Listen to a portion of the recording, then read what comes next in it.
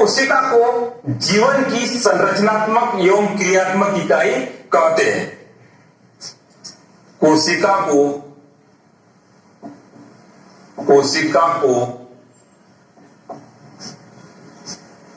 जीवन की संरचनात्मक एवं क्रियात्मक इकाई कहते हैं।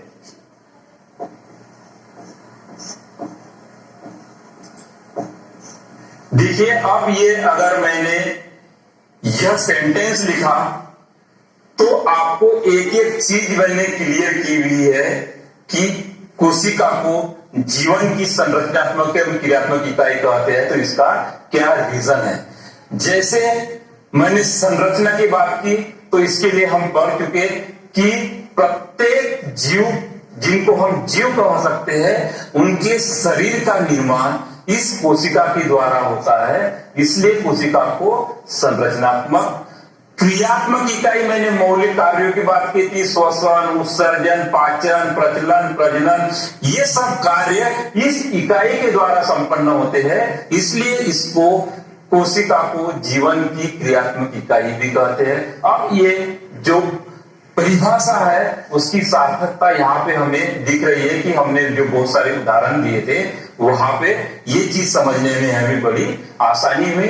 तो यह आप हमेशा याद रखिएगा कि कोशिका को जीवन की संरचनात्मक, देखो संरचनात्मक में हम भी बात करें तो कोशिका की बनी तो है। इसके एग्जाम्पल अब देख सकते हैं। जैसे मान लो कि एक दीवार है, मकान में इस प्रकार की दीवार होती है तो यह क्या करती है, एक ईंट, दूसरी ईंट, तीसरी ईंट, इस प्रकार से हम क्या करते हैं, एक दीवार का इस प्रकार से ये निर्माण करते हैं।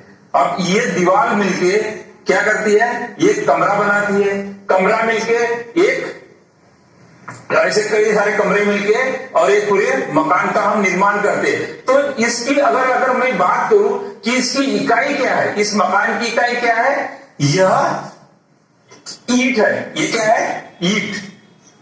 मकान की कोशिका क्या, इकाई क्या हो गई, ईंट। तो हमारे शरीर का निर्माण भी तो कोशिकाओं से हुआ है। कोशिकाओं ने ऊतक बनाए, ऊतक ने अंग बनाए, अंग ने अंग तंत्र का निर्माण किया और हमारे शरीर का पूरा निर्माण हो गया। तो यहाँ पे हमारे शरीर की इकाई क्या हो गई, कोशिका हो गई। हमारे शरीर की संरचनात्मक एवं क्रियात्मक इकाई कोशिका हो गई। तो यहाँ पे इस प्रकार से हम इसकी परिभाषा अब लिख सकते हैं। अब हम देखते हैं अध्याय के प्रश्न। प्रश्न क्रमांक 1 या प्रश्न क्रमांक 1 है, कोशिका की खोज किसने और कैसे की।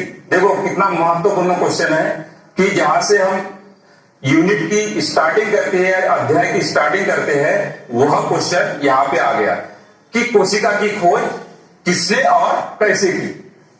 हमने बहुत अच्छे तरीके से इस चीज को हमने पढ़ा हुआ है कि कोशिका की जो खोज है वह रॉबर्ट हुक साहब ने की थी। ये एक अंग्रेज वैज्ञानिक थे और इन्होंने उस कोशिका की खोज की घटना के पीछे एक ये था कि उन्होंने एक कार्क, जो कि कार्क समझते हो ना, जो बॉटल के ऊपर जो ढक्कन लगता है उसको कार्क का बना होता है। कार्क वास्तव में एक छाल का भाग होता है, जो पौधे में छाल होती है उसका बना हुआ एक पदार्थ होता है। तो उसकी पतली काट को उन्होंने काटा और स्वयं निर्मित, ये एकदम अनगढ़ प्रकार की सूक्ष्मदर्शी थी, ये बहुत ज्यादा पावरफुल नहीं थी। इस माइक्रोस्कोप में उन्होंने देखा कि उस काट में छोटे छोटे कुछ प्रकोष्ठ देखे और वो प्रकोष्ठ जो है वह छोटे छोटे कमरों के जैसे दिखाई दे रहे थे। उन्होंने उस शब्द को पहली बार उपयोग किया जो कि कोशिका था।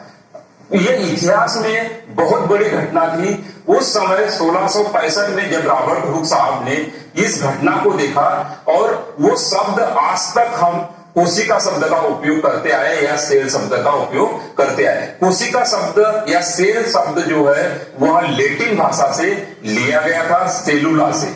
सेलुला का मतलब होता है छोटा कमरा या छोटा प्रकोष्ठ, और वह सेलुला से सेलुला हो गया। आज सेलुला शब्द जो है या सेल शब्द जो है वो आज तक भी हम उपयोग कर रहे हैं। कोशिका इतना बड़ा एक विज्ञान बन गया है जिसको कि हम आज साइटोलॉजी या कोशिका विज्ञान के नाम से आज पढ़ रहे हैं। तो क्वेश्चन आपको एग्जाम में जो आएगा, हमें दो चीजें पूछी है, कोशिका की खोज किसने की और कैसे की। यहाँ पे सर ने पूछा है तो लिखना ज्यादा जरूरी नहीं है। वैसे 1665 में इन्होंने यह कोशिका की खोज की थी। तो रॉबर्ट हुक साहब ने कोशिका की खोज रॉबर्ट हुक ने की थी। पहला किसने की थी? तो रॉबर्ट हुक ने की थी। उन्होंने स्वयं निर्मित सूक्ष्मदर्शी के सहायता से, ये सूक्ष्मदर्शी कैसी थी? उनके खुद के द्वारा बनाई हुई। तो स्वयं निर्मित सूक्ष्मदर्शी की सहायता से कार्क की पतली काट का अवलोकन करते समय मधुमक्खी के छापे के समान, मधुमक्खी या जानते हो ना, इस प्रकार से छोटे छोटे ऐसा कुछ प्रकोष्ठ जैसी संरचनाएं होती है जिसको हनीकॉम्ब या मधुमक्खी का छाता कहते हैं। इसके जैसी उन्होंने कुछ संरचना, छाते के समान संरचना वाले छोटे छोटे प्रकोष्ठों को देखा और उन्होंने सबसे पहले इनको क्या कहा? कोशिका कहा। तो यह शब्द आज भी उनका उपयोग किया जाता है, कोशिका।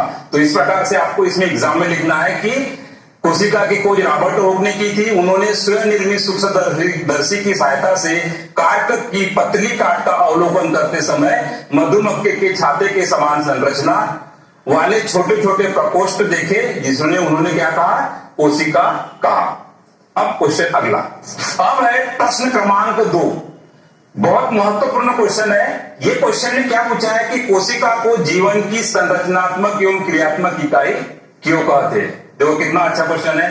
जो पूरी जो अध्याय है उस अध्याय का जो सार है वो इस प्रश्न में, कि कोशिका को जीवन की संरचनात्मक एवं क्रियात्मक इकाई क्यों कहते हैं।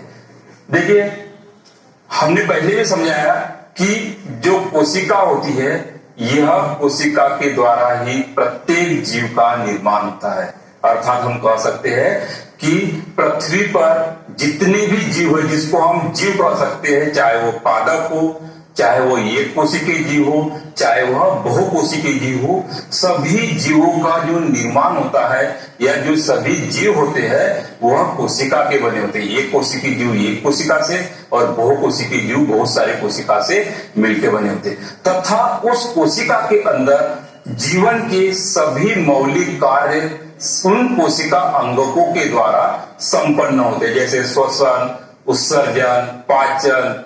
तो जितने भी इस प्रकार के जो जैविक कार्य होते हैं उनके कोशिका अंगों के द्वारा संपन्न होते हैं। बहुकोशिकीय जीव में तो कोशिकाएं समूह में विभक्त होकर कार्य को करती है, ऊतक और अंग और अंगतंत्र बनाती है, लेकिन ये कोशिका में सारे कार्य उस कोशिका के द्वारा, जो कोशिका अंगक होते हैं उनके द्वारा संपन्न होते हैं। इसलिए कोशिका को जीवन की संरचनात्मक एवं क्रियात्मक इकाई कहते हैं। तो एग्जाम में क्या लिखेंगे कि प्रत्येक जीव की संरचना कोशिका से होती है। क्लियर है? चाहे कोई भी जीव हो, जिसको हम जीव कहते हैं, वो कैसे बने हैं? कोशिका से। तथा प्रत्येक कोशिका में उपस्थित विभिन्न कोशिका अंग, कोशिका अंग का मतलब समझते हैं ना, जिस प्रकार से उसमें माइटोकॉन्ड्रिया, गोल्गी बाजी, राइबोसोम, लाइसोसोम, प्लाज्मा मेम्ब्रेन, ये सब क्या है? कोशिका अंगक है। और हर कोशिका अंगक का एक अपना एक विशिष्ट कार्य होता है। तो विभिन्न प्रकार के कार्यों को प्रतिपादित करते हैं, इसलिए कोशिका को जीवन की संरचनात्मक एवं क्रियात्मक इकाई कहते हैं। यह क्वेश्चन बहुत महत्वपूर्ण है।